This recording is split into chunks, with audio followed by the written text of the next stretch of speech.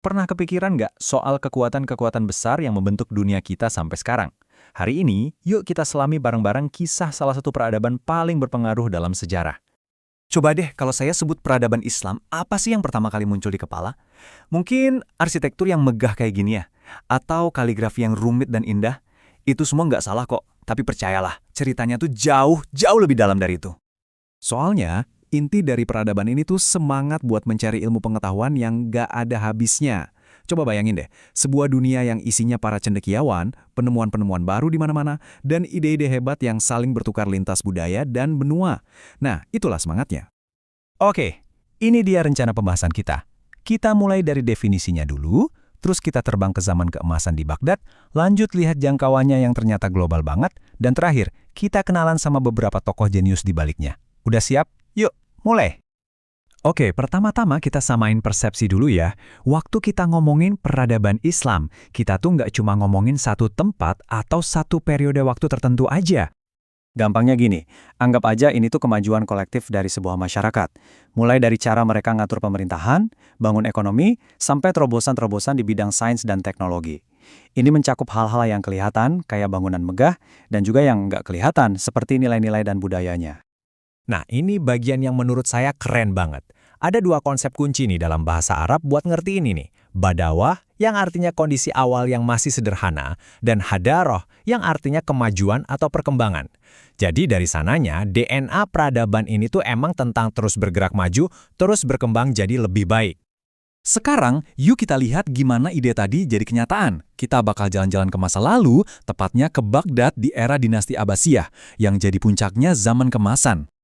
Emangnya apa sih yang bikin era Abbasiyah ini revolusioner banget? Jadi, mereka mengubah total cara mainnya. Kalau dinasti sebelumnya mungkin lebih fokus ke kekuatan militer, dinasti Abbasiyah ini datang dengan pendekatan baru yang radikal pada masanya, humanisme dan kesetaraan. Terus, gimana caranya mereka bisa sukses kayak gitu? Wah, strateginya jenius. Mereka tuh bener-bener ngerangkul keberagaman, nunjuk pejabat dari macam-macam latar belakang, misalnya dari Persia, mereka sulap Baghdad jadi kota kosmopolitan yang sesungguhnya. Dan yang paling penting, pemerintahnya jor-joran mendanai penerjemahan karya-karya hebat dari seluruh dunia. Hasilnya, Baghdad jadi kayak magnet buat para pemikir paling top zaman itu. Tapi ya, namanya juga zaman keemasan, nggak ada yang abadi. Akhirnya, kemunduran datang juga. Para pemimpinnya mulai terlena sama kemewahan, korupsi di mana-mana, terus perebutan kekuasaan di internal bikin mereka jadi lemah. Nah, kalau di dalam udah rapuh, gampang banget kan jadi sasaran dari luar. Ini pelajaran sejarah yang sayangnya kayaknya terus berulang ya. Walaupun Baghdad itu pusatnya, ceritanya nggak berhenti di situ aja. Jangkauan peradaban ini benar-benar mendunia. Dari jantungnya di Timur Tengah, Pengaruhnya menyebar sampai ke seluruh penjuru dunia. Serius loh? Coba lihat deh jangkauannya. Di Asia, jejaknya ada dari Turki sampai ke Indonesia. Di Afrika, dimulai dari pembebasan Mesir. Bahkan sampai nyebar ke Eropa lewat Balkan, dan akhirnya jejaknya sampai juga ke Australia dan Amerika bareng para imigran. Ini udah bukan cerita regional lagi, tapi udah jadi fenomena global. tapi sejarah sebesar ini nggak mungkin terjadi gitu aja. Di baliknya, selalu ada orang-orang yang luar biasa. Yuk, kita kenalan sama beberapa pemikir brilian yang jadi otak di balik semua ini. Di satu sisi, ada Al-Khawarizmi, seorang maestro matematika yang karyanya mengubah cara kita ngelihat angka.